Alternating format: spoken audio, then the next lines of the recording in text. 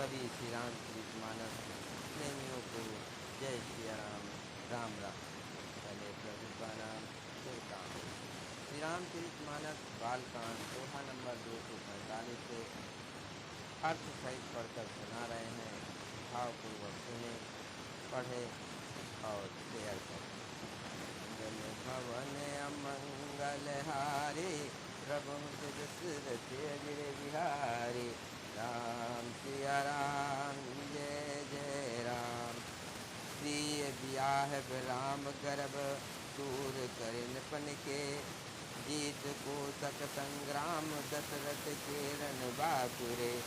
उन्होंने कहा, राजाओं के गर्व दूर करके जो धनुष किसी से नहीं टूट सकेगा, उसे तोड़कर श्री रामचंद्र जी सीता जी को ब्याहेंगे। रही युद्ध की बात, तो महाराज दशरथ के रण में बाकी पुत्रों को युद्ध में तो जीत ही कौन सकता है। व्यर्थ मरहु जन गाल बजाई, मन मोदकन की भूख बुझाई। सिख हमार सुन परम पुनीता, जगदम्बा जानो जिय सीता। गाल बजाकर व्यर्थी मत मरो,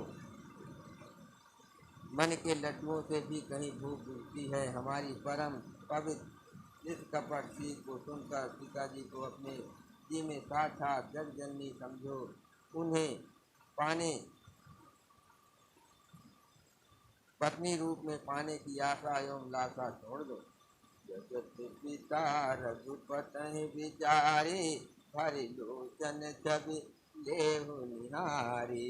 सुंदर सुखद सकल गुण राशि, ये दो बंधु संबुर बासी।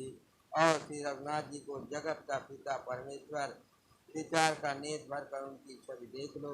ऐसा अवसर बार बार नहीं मिलेगा। सुंदर सुख देने वाले और समस्त गुणों की राख ये दोनों भाई शिव जी के हृदय में बसने वाले हैं। स्वयं शिव जी भी इन्हें सदा हृदय में छुपाए रखते हैं।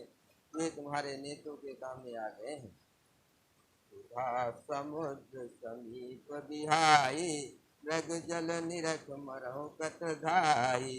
करहु जाय जा कछु जोई भावा, हम तो आदि जन्म पलु पावा। समीप आए हुए भगवान दर्शन रूप अमृत के समुद्र को छोड़कर तुम जग जननी जानकी को पत्नी रूप में पाने की पूरा रूप मिथ्या ब्रह्मजन को देखकर दौड़कर क्यों मरते हो। फिर भाई, जिसको जो अच्छा लगे वही जाकर करो। हमें तो श्री रामचंद्र जी के दर्शन करके आज जन्म लेने का फल पा लिया है। जीवन और जन्म को सफल पा लिया है। कही भले रूप अनुरागे, रूप अनूप विलोकन लागे। देख कहीं सुर नभ चढ़े विमाना, पर सही तुमन करें कल गाना। ऐसा कहकर अच्छे राजा प्रेम मग्न होकर श्री रामचंद्र जी का अनुपम रूप देखने लगे। मनुष्यों की तो बात ही क्या, देवता लोग भी आकाश से विमानों पर चढ़े हुए दर्शन कर रहे हैं और सुंदर गान करते हुए फूल बरसा रहे हैं। बोले भवन अमंगल हारी, प्रभु दशरथ अजर बिहारी। राम सिया राम, जय जय राम। जान सुअवसर सिय तब, पठै जनक बुलाय। चतुर सखी सुंदर सकल, सादर चली लवाय। तब सुअवसर जानकर जनक जी ने सीता जी को बुला भेजा। सब चतुर और सुंदर सखियों आदर पूर्वक उन्हें लिवा चली।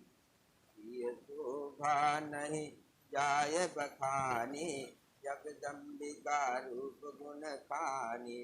उपमा सकल मोह लगु लागी, सकत नारे अंग अनुरागी। रूप और गुणों की खान जगजननी जानकी की शोभा का वर्णन नहीं हो सकता। उनके लिए मुझे काव्य की सब उपमाएं तुच्छ लगती है, क्योंकि वे अलौकिक स्त्रियों के अंगों में अनुराग रखने वाली हैं, अर्थात वे जगत की स्त्रियों के अंगों को दी जाती हैं। काव्य की उपमाएं सब सुगुणात्मक माइक जगत से ली गई हैं। उन्हें भगवान की स्वरूप शक्ति श्री जानकी जी के अप्रकट चिन्मय अंगों के लिए प्रयुक्त करना उनका अपमान करना और अपने को उपहास्य बनाना है। ये बर नहीं तेई उपमा दे, तू कभी कहाए अजस को ले। जो पट तरह सिय समसिया, जगयत जुगति कहाँ कमनिया। जो पट तरह सिय समसिया, जगयत जुगति कहाँ कमनिया। सीता जी के वर्णन में उन्हें उपमाओं को देकर कौन कुकवि कहलाए। अब जिसका भागी अर्थात सीता जी के लिए उन उपमाओं का प्रयोग करना, कवि के पद से युक्त होना और अब चेत मोल लेना है। कोई भी कवि ऐसी नादानी और अनुचित कार्य नहीं करेगा। यदि किसी स्त्री के साथ सीता जी की तुलना की जाए तो जगत में ऐसी सुंदर युवती है ही कहाँ जिसकी उपमा उन्हें दी जाए।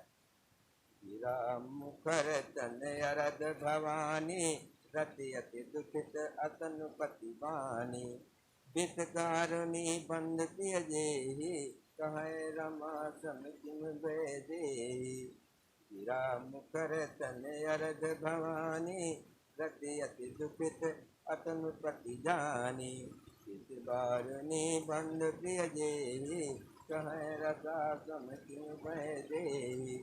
पृथ्वी की स्त्रियों की तो बात ही क्या, देवताओं की स्त्रियों को भी यदि देखा जाए तो हमारी अपेक्षा कहीं अधिक दिव्य और सुंदर है। तो उनमें सरस्वती तो बहुत बोलने वाली हैं। पार्वती अर्धांगिनी अर्थात अर्ध नारीश्वर के रूप में उनका आधा ही अंग स्त्री का है, शेष आधा और पुरुष शिव जी का है। कामदेव की स्त्री रति पति को बिना शरीर का अनंग जानकर बहुत दुख देती रहती हैं और जिनके विष और मध्य जैसे समुद्र से उत्पन्न होने वाले नाते स्त्री भाई हैं। इन लक्ष्मी जी के समान तो जानकी जी को कहा ही कैसे जाए। जो छवि सुधा पयो निध होई, परम रूप मय कच्छप सोई। शोभा रज मंदरु सिंगारू, मथे पानी पंकज निज मारू। जिन लक्ष्मी जी की बात ऊपर कही गई वे निकली थी खारे समुद्र से, जिसको मथने के लिए भगवान ने अति कर्कश पीठ वाले कच्छप का रूप धारण किया। रस्सी बनाई गई महान विषधर वास की नाग की मथनी का कार्य किया अतिशय कठोर मंदाचल पर्वत ने और उसे मथा। सारे देवताओं और दैत्यों से मिलकर जिन लक्ष्मी को अतिशय की खान और अनुपम सुंदरी कहते हैं, उनके प्रकट करने हेतु बने ये सब असुंदर एवं स्वाभाविक ही कठोर उपकरण। ऐसे उपकरणों में प्रकट हुई लक्ष्मी श्री जानकी जी की क्षमता को कैसे पा सकती हैं। हाँ, इनके विपरीत यदि छवि रूपी अमृत का समुद्र हो, परम रूप में कच्छप हो, शोभा रूप रस्सी हो, श्रृंगार रस पर्वत हो और उस छवि के समुद्र के स्वयं कामदेव अपने ही कर कमल से मथे। जल भवन अमंगल हारे, प्रभु विहारी। यही विधि उपदे लक्ष्य जब, सुंदरता सुख मोल। तथापि कपूत समेत कभी, कहाँ इस प्रकार का संयोग होने से जब सुंदरता और सुख की मूल लक्ष्मी उत्पन्न हो तो भी कभी लोग उसे बहुत संकोच के साथ सीता जी के समान कहेंगे।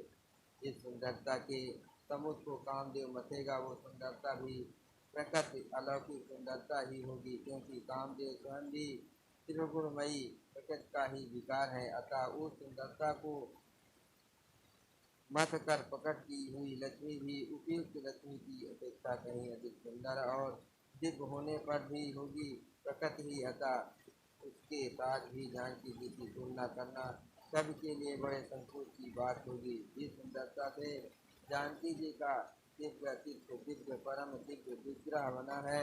वो सुंदरता उपयुक्त सुंदरता से भिन्न अप्रकट है। वास्तुतः लक्ष्मी जी का अप्रकट रूप भी यही है। वो कामदेव के मथने में नहीं आ सकती और वो जानकी जी का स्वरूप ही है। अतः उनसे भिन्न नहीं और उपमा भी दी जाती है। भिन्न वस्तु के साथ इसके अतिरिक्त जानकी जी प्रकट हुई। स्वयं अपनी महिमा से उन्हें प्रकट करने के लिए किसी भिन्न उपकरण की उपेक्षा नहीं है, अर्थात शक्तिमान से अभिन्न अद्वैत सत्य है, अतः अनुमेय है। यही गुण दर्शनी सत्य भक्त शिरोमणि कवि ने इस अभूत पालनकार के द्वारा बड़ी सुंदरता से व्यक्त किया है। चली संग लय सखी सयानी, गावत गीत मनोहर बानी, सोह नवल तन सुंदर सारी, जगत जनन अतुलित सब भारी।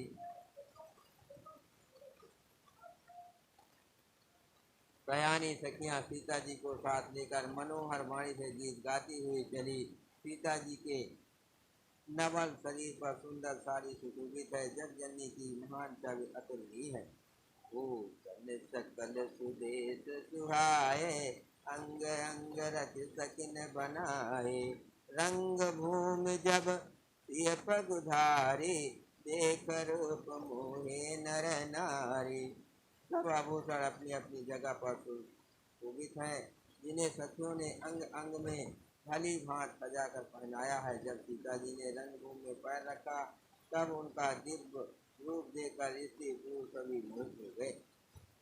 भरत सुरन दुंदुभी बजाई, भरत सुसूल अप्सरा गाई, पानी सरोज सो जय माला, औचत चितय सकल भुवाला। देवताओं ने हर्षित होकर नगाड़े बजाए और दुख बरसाकर अप्सराएं गाने लगी। सीता जी के कर कमलों में जयमाल सुशोभित है। तब राजा चकित होकर अचानक उनकी ओर देखने लगे। चकित चित राम ही चाहा, भय मोह बस सब नर नाहा, मुनि समीप देखे दो भाई, लगे ललक लोचन निज पाई। सीता जी चकित चित्त से श्री राम जी को देखने लगी। तब सब राजा लोग मोह के बस हो गए।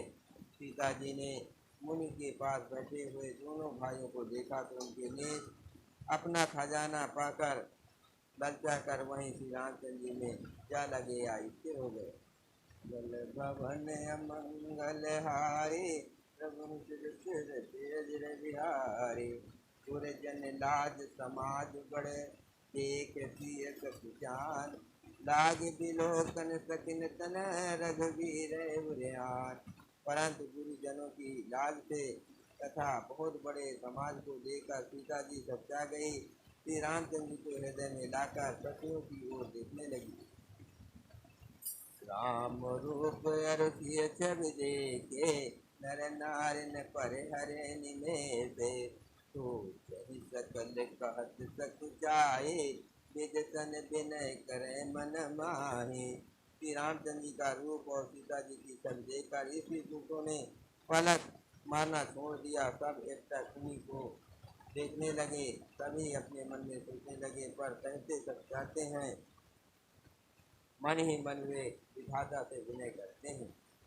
हर विधि देख जनक जड़ताई, मति हमारे अति देह सुहाई, बिन विचार पन तज नर नाऊ, सिया राम कर करे विवाहु।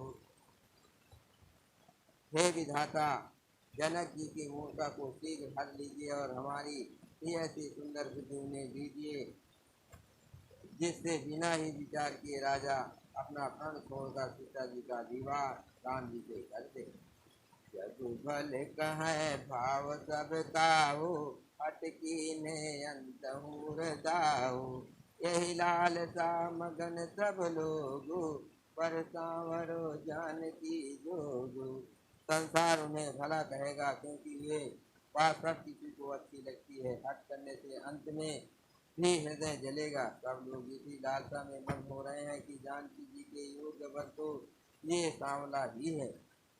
बंदी जन जनक बुलाए, बिरदावली कहत चली आए, कहन पुजाय कहो पन मोरा, चले भाट ही हर सुन थोरा। तब राजा जनक ने बंदी जनों भाटों को बुलाया। वे बिरदावली वंश की गीत गाते हुए चले आए। खजाने राजा ने कहा, जाकर मेरा पण सबको कहो, भाट चले। उनके हृदय में कम आनंद न था।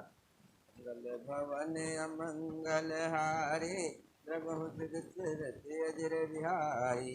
बोले बंदी बचन बर सुनो सकल महिपाल। पन विदेह कर कहे हम भुजा उठाए विशाल। भाटों न शेष वचन का है पृथ्वी की पालना करने वाले सब राजागण सुनिए। हम अपनी कुछ भुजा उठाकर जनक जी का विशाल प्रण कहते हैं। भुज बल विधु युधन राहु करूं कठोर विदित सब काहू।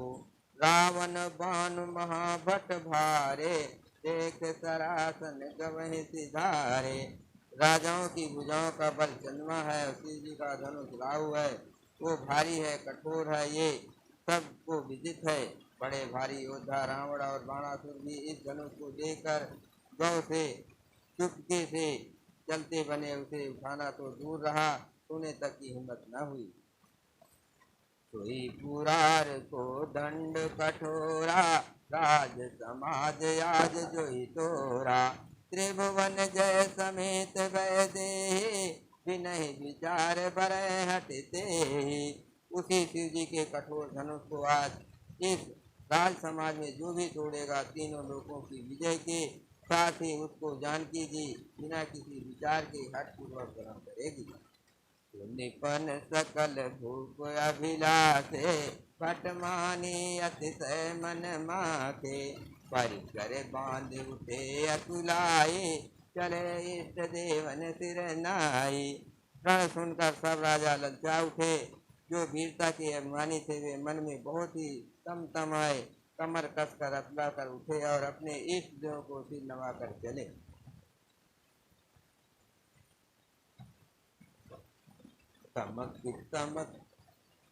तमक ताक तक त्रिशूधन धरहि उठन कोट भांत बल करहि।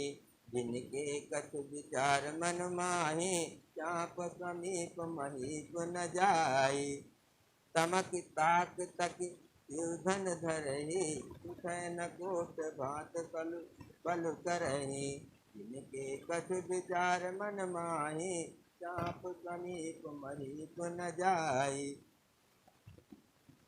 वे तमक कर बड़े ताव से शिव जी के धनुष की ओर देखते हैं और फिर निगाह जमे पकड़ते हैं। करोड़ों भांत से जोर लगाते हैं पर वो उठता ही नहीं। जिन राजाओं के मन में कुछ विवेक है वे धनुष के पास ही नहीं जाते। जल भवन अमंगल हारे प्रभु सिरते अजर बिहारी। राम सिया राम जय जय राम। तमक धरे धन मूढ़ नप उठे न चलहि लजाय। मनहु पाय भट बाहुबल अधिक अधिक गरुआय। वे मूर्ख राजा तमक कर किटकिटा कर धनुष को पकड़ते हैं परंतु जब नहीं उठता तो लजा कर चले जाते हैं। मानो वीरों की भुजाओं का बल पाकर वो धनुष अधिक अधिक भारी होता जाता है। बोलो सियावर रामचंद्र की जय। पवन की जय। पार्वती की जय। हर हर